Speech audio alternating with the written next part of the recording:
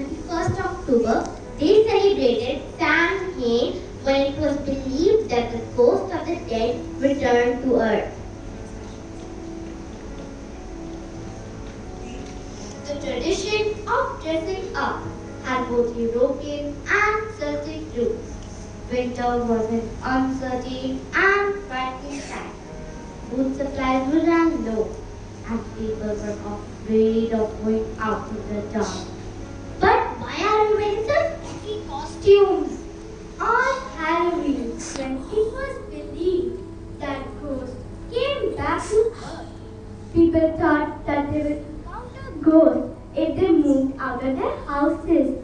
So, to disguise themselves, people wear such weird costumes. How funny! Yes, it actually is! But why have you put it in pumpkin lamps? Couldn't you get better lights?